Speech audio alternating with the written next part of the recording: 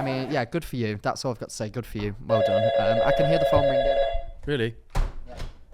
Nice work. Thank you. Hi, Max and George. Massive fan of the podcast, especially that hunk that sits on the left. Don't get me started on him. What a piece of candy.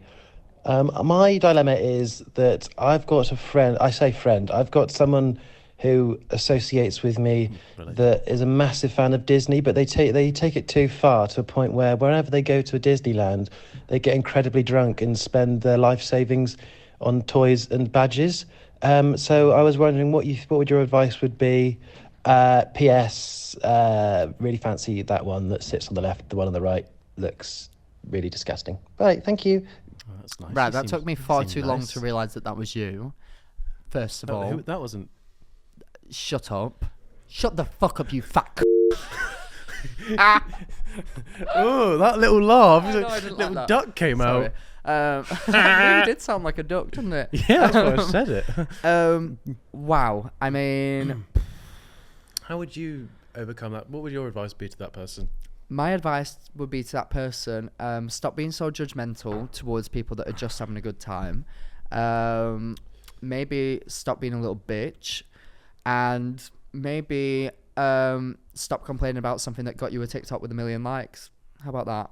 Yeah, suck my cock as well whilst you're at it. Okay, well maybe they were looking out for their friend who.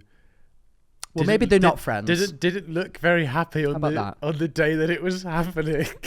When I was having a great time. You were going through peaks and troughs I of did. What the hell am I like really upset, and then like hysterically laughing, and then straight back down into a pit of I can't be doing this. So you have to all understand, when I first went to Disney and I made that first video that everybody saw where I spent all my money at Disney. I spent more money in the Disney stores on that day than I did on the actual trip as a whole, including like flights, accommodation, and Disney park tickets. So that was a really traumatic time for me. So for that to be one of the things that people most know me for, bit upsetting at first. However, as soon as I have like one drink at Disneyland, I instantly want everything around me. It took me a lot to not buy more, if I was being honest.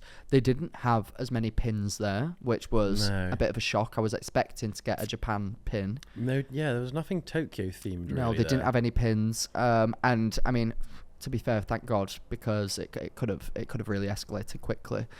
But what a time! They what had a time! 3 castles there, 3 of them. Did they? Yeah, 2. 3.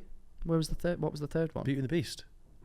Oh yeah. Oh, we didn't get to go in that, did we? No. That looked cool. That was though, like to the be fair. biggest castle as well. That was the But it was biggest. just at the back corner for like Yeah. no reason. Oh, there was so much. Honestly, I would say Tokyo Disneyland as well, for anybody who's like going, it's not as centered around roller coasters as the other ones are. It's more so like rides where you have an experience. If you're I a Disney fan, I'd say I'm gonna go on a whim. If you're a Disney fan, Tokyo Disney is the one to go to explore your Disney needs. Yeah. If you're a roller coaster fan, I'm afraid steer clear of Tokyo Disney. There's Tower of the Terror. The Tower of the Terror was the only ride that made me feel icky dicky in my stomach.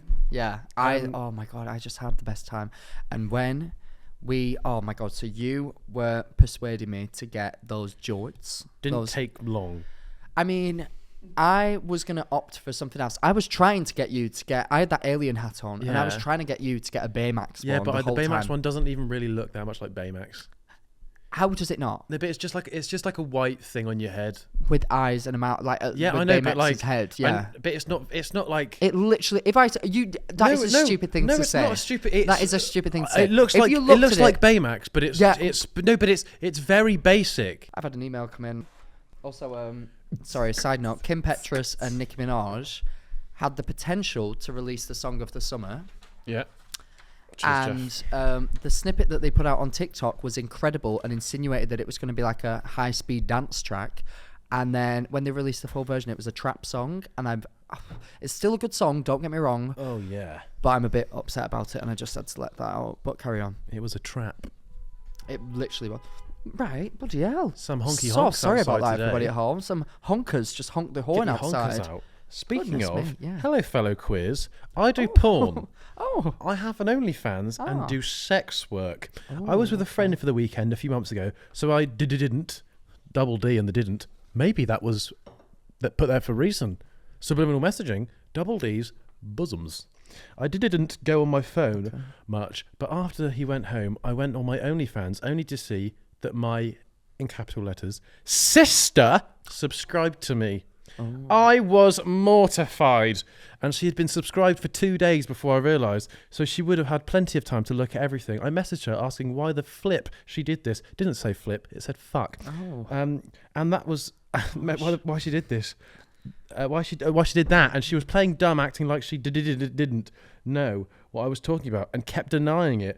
I know it was her because the profile was her first and middle name, and also had her photo. She keeps denying it, and I don't know what to do. What's even worse is I am a trans man. I have dysphoria, of course, but I'm comfortable enough now to do porn, clearly. But the thought of my family seeing that is horrifying, especially because I'm trans too. There is everything on there, and she would have seen everything. I also know it was her because a few weeks prior she told me that she tried looking for it but couldn't find it. And my OnlyFans isn't easy to find, so she would have purposely been searching for a while. And she's always struggling for money and never has any, so the fact that she paid money she doesn't have just to see is even worse. I don't know what else to say because she keeps denying it. I haven't seen her since April last year and definitely not planning on it. Also, I blocked her account straight away and it refunded her the money. Christ. So I didn't even get anything out of it. What do I do? What would you do? What would you do if your sister found your OnlyFans, Max? If my sister were watching me wank off, I think that Christmas Day would be so awkward, I probably wouldn't even show up. Exactly. She's already seen it. What would you give her for Christmas now?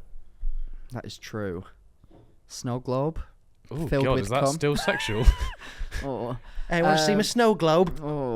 I think, wow.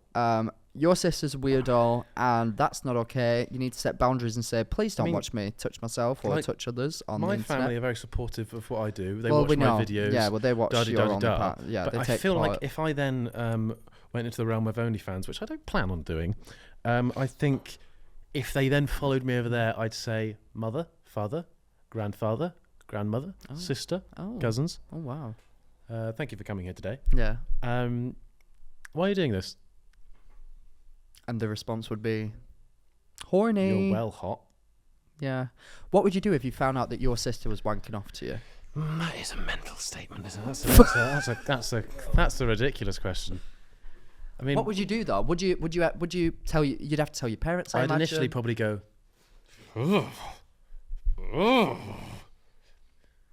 and then I'd say, is that you ejaculating? If that was me ejaculating, that'd be I heard it. That'd be Japan. a health hazard. Well, yeah.